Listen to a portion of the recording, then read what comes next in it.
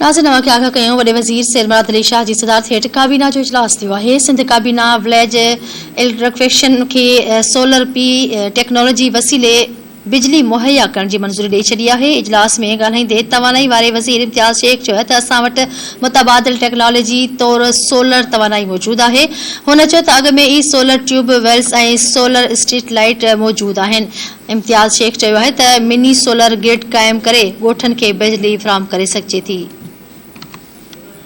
वॾे वज़ीर सैयद मुराद अली शाह जी सदारत हेठि काबीना जो इजलास थियो आहे। सिंध काबीना विलेज इलेक्ट्रिफिकेशन खे सोलर पीवी टेक्नोलॉजी वसीले बिजली मुहैया करण जी मंज़ूरी ॾेई छॾी आहे। इजलास में ॻाल्हाईंदे तवानाई वारे वज़ीर इम्तियाज़ शेख चयो त असां वटि मुतबादिल टेक्नोलॉजी तौरु सोलर तवानाई मौजूदु आहे। हुन चयो त अॻु में ई solar tube wells solar street light मौजूदु आहिनि। इम्तियाज़ शेख चयो त मिनी सोलर ग्रिड क़ाइमु करे ॻोठनि खे बिजली फ़राहम करे सघिजे थी।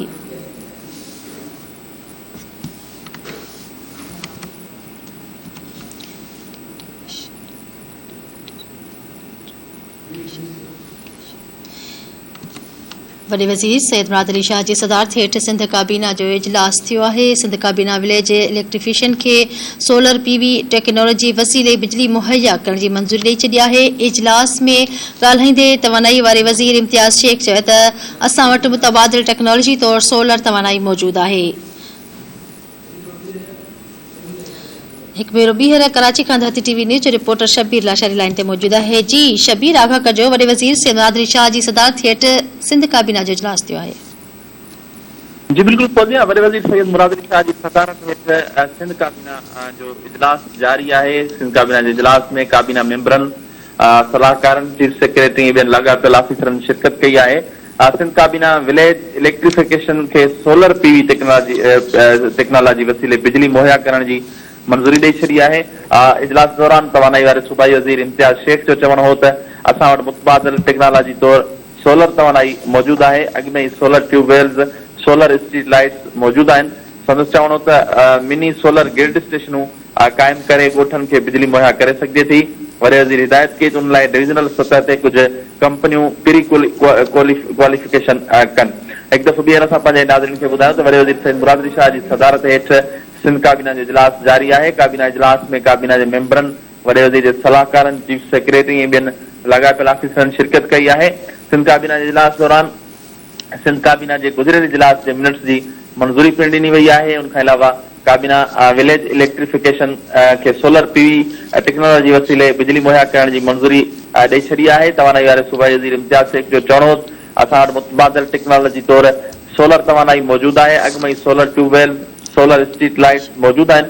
संदसि चवणो हो त मिनी सोलर ग्रिड स्टेशनूं क़ाइमु करे ॻोठनि खे बिजली मुहैया करे सघिजे थी। सिंध काबीना जो इजलास जारी आहे जंहिंमें मुख़्तलिफ़ एजेंडाउनि ते गौर वीचार करे अहम फ़ैसिला कया वेंदा। जी ठीकु आहे, वॾी महिरबानी तफ़सील ॾियण जे लाइ। जी नाज़रीन, कराची खां धरती टीवी न्यूज़ जो रिपोर्टर शबीर लाशारी असांखे सिंध काबीना जे इजलास बाबति आगाह करे रहियो हो। सिंध काबीना विलेज इलेक्ट्रिफिकेशन खे सोलर पीवी टेक्नोलॉजी वसीले बिजली मुहैया करण जी मंज़ूरी ॾेई छॾी आहे। इजलास में ॻाल्हाईंदे तवानाई वारे वज़ीर इम्तियाज़ शेख चयो त असां वटि मुतबादिल टेक्नोलॉजी तौरु सोलर तवानाई मौजूदु आहे। हुन चयो त अॻु में ई सोलर ट्यूब वेल्स ऐं सोलर स्ट्रीट लाइट मौजूदु आहिनि। इम्तियाज़ शेख चयो त मिनी सोलर ग्रिड क़ाइमु करे ॻोठनि खे बिजली फ़राहम करे सघिजे थी।